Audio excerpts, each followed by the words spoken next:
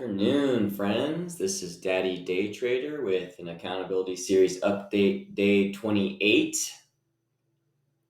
Down $3 today. Traded quite a few different stocks. I think maybe like 15 or 16. It was a green on half and red on the other half. Obviously, the reds were bigger than the greens today.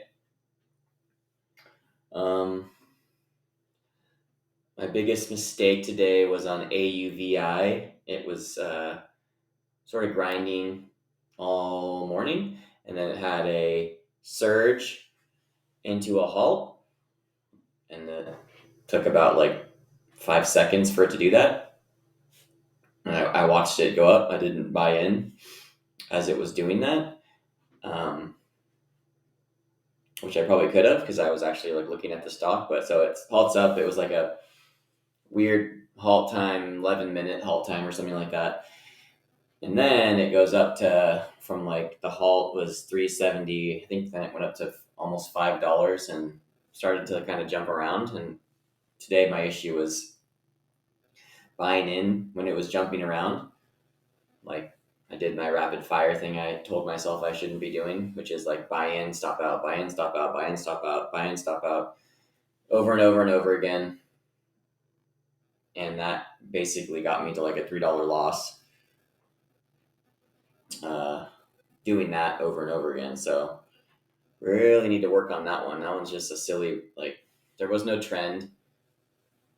Like it was going up and down. That's not a trend. That's like a trap. So gotta work on that for sure. I should have just waited for it to break $5, which it never did. And then I would have saved myself some trouble. So, or I guess maybe set like not, do a different stop loss process, because the automatic stop losses were like you basically just you're getting in to get stopped out. So, but you're giving money away.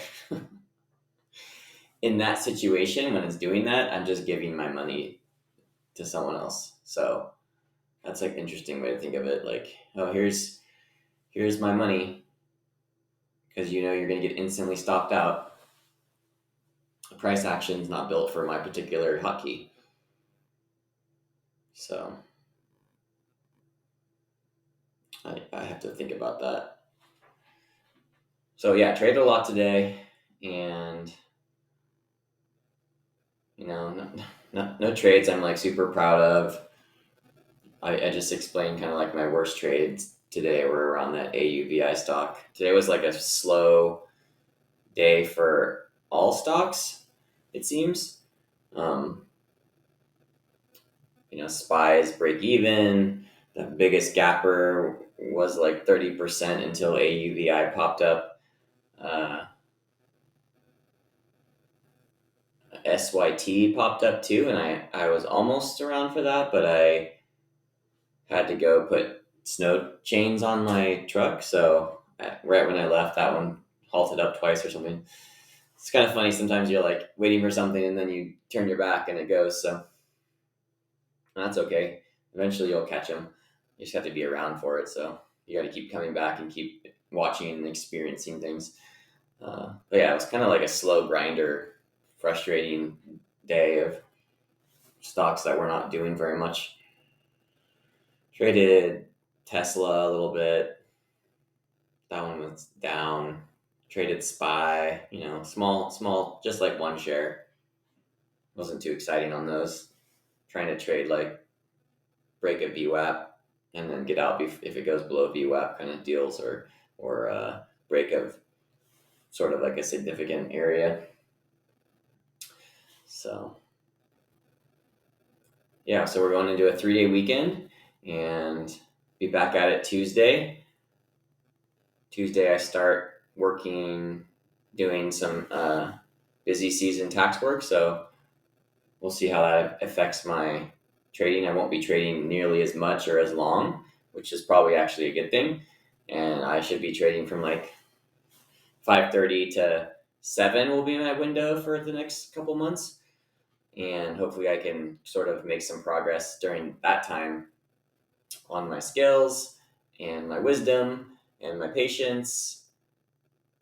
I really want to like wait for obvious things to come to me instead of like just sort of having these moments where I'm like guessing when I'm entering something, like, oh, I'll just, this seems like it might work.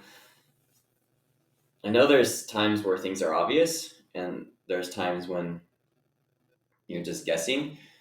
So gotta work on those, like my patience for those obvious ones. Like I enjoy the trading aspect of things, so it's hard to sit on your hands waiting for something, not knowing if it's ever going to come. So, but I mean, that's part of the deal, right? So, all right.